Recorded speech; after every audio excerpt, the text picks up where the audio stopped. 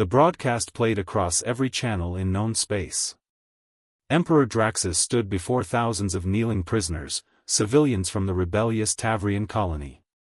His voice dripped with cruel satisfaction as he pronounced their sentence, death, as an example to all who would defy the Chaldean Empire. The executions were swift and merciless. 50,000 souls extinguished in minutes, broadcast live to terrorize the galaxy into submission. In the Galactic Assembly chamber, delegates sat in stunned silence. Some species looked away. Others murmured hollow condemnations. None moved to act. The Chaldean Empire was too powerful, too vast.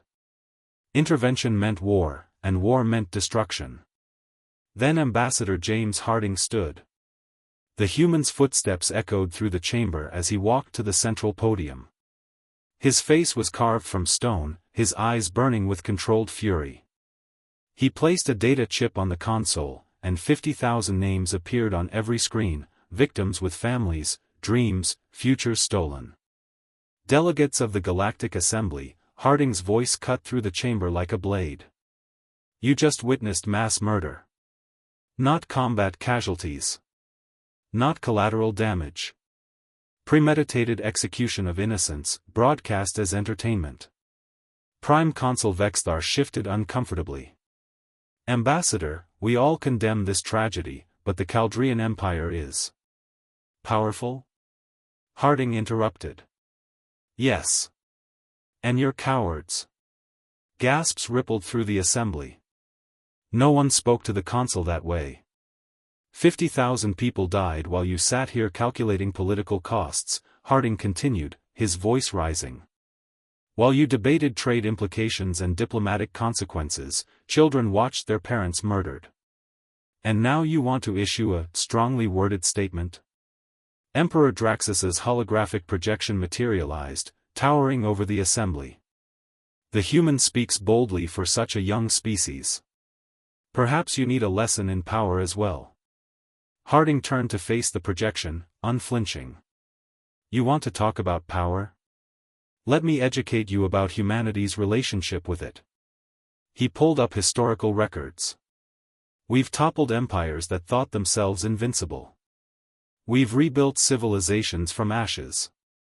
We've stared into the abyss of our own extinction and dragged ourselves back through sheer stubborn will. You fought amongst yourselves, Draxus sneered. Civil wars and tribal conflicts. Exactly, Harding said quietly. We know war intimately. We've perfected it, suffered through it, learned from it. And we've developed something you clearly lack, a moral line we refuse to cross. He stepped closer to the projection. You murdered 50,000 civilians thinking it would terrify the galaxy into submission. You were wrong. You've just shown humanity exactly what kind of monster needs to be stopped. Draxus laughed. You? One species against my empire? I have 1,000 worlds, 10,000 ships. And we have 300 years of pent-up rage at bullies like you, Harding cut him off. We've been playing nice, trying to fit into your galactic community. We've followed your rules, respected your protocols. But you just crossed a line that we don't forgive or forget. The ambassador's voice dropped to a deadly calm. Here's what happens next. You will surrender yourself to an international tribunal. You will face justice for crimes against sapient life. Every officer who participated in those executions will be tried. Every accomplice will answer for their actions. And if I refuse?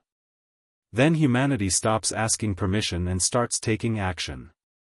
Harding's smile held no warmth. You wanted to show the galaxy what happens when someone defies you. We'll show you what happens when someone defies basic morality. He turned to the assembly. Any species that stands with us, we welcome. Any that stands against us, we'll remember. And any that stay neutral, you'll have to live with that choice when your children ask what you did when 50,000 innocents were slaughtered.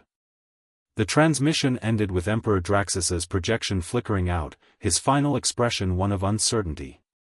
Within hours, 12 species pledged support to humanity's coalition. Within days, it was 40. The Chaldean Empire had ruled through fear for centuries. They were about to learn that humanity had something stronger, righteous fury and the will to back it up.